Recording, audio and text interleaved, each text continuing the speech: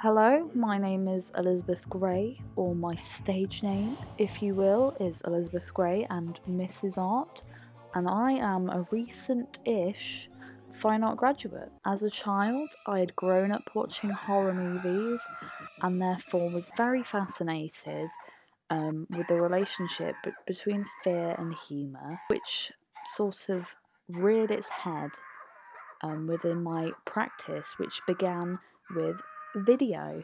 And also within my work, my love for past and present pop culture became very apparent. And then, sort of, as my work became more performative, I began taking on the guise of a drag queen and other various characters, as I sort of felt video had become quite a passive experience for the viewer, and I wanted something a little bit more engaging, and that's why I turned to performance.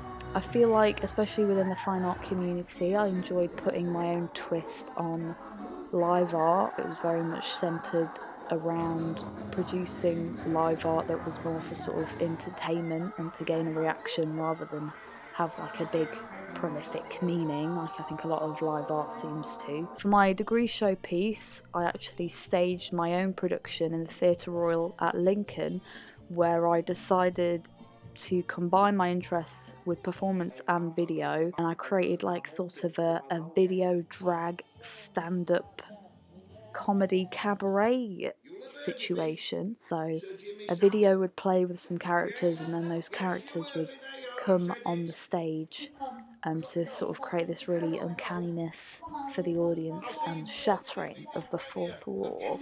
Sort of most recently, I've been doing mostly drag performances, which I'd like to change. I'd like to try and do some more things, some more different types of performances. With lockdown, I've been doing these sort of things that have come into apparition called digital drag shows, which is kind of what I was doing before, like video, mixed video and drag. It's very interesting. There's some quite arty things. I like to think of the sort of drag I do though as like these sort of mini operas where I weave together lots of sound and story and create like a real sort of mini novel for these characters that unfolds upon the stage, because I think drag now is becoming a lot more live art based, and that's what I try and do.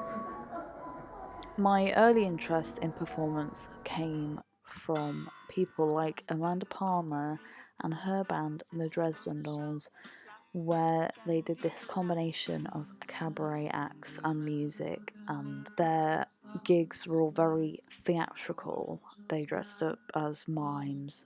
There's people like Lee Bowery, notably for his performance at Wigstock, where he gives birth to a naked lady while singing.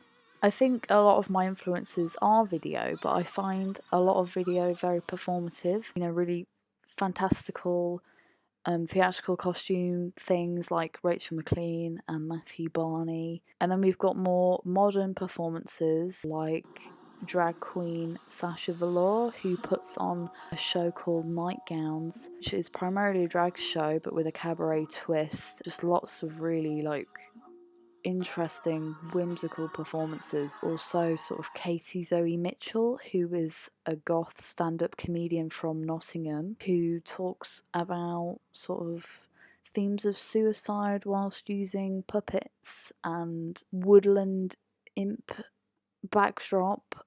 Really just anything weird. Sort of moving forward within my practice, and kind of why I really sort of want to do the Carnesky course. I really want to develop something that's outside of drag.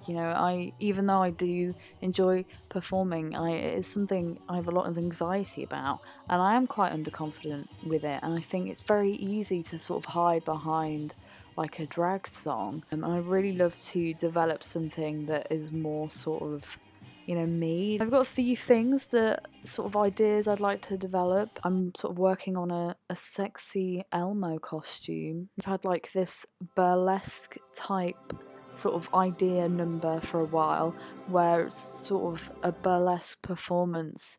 Instead of like the Dita Fonte's martini glass pouring champagne on yourself, you're in like a massive chip tray with like gravy and you're pouring gravy on yourself.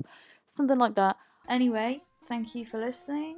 I have been Elizabeth Gray and Mrs. Art. I look forward to hearing from you. Thank you.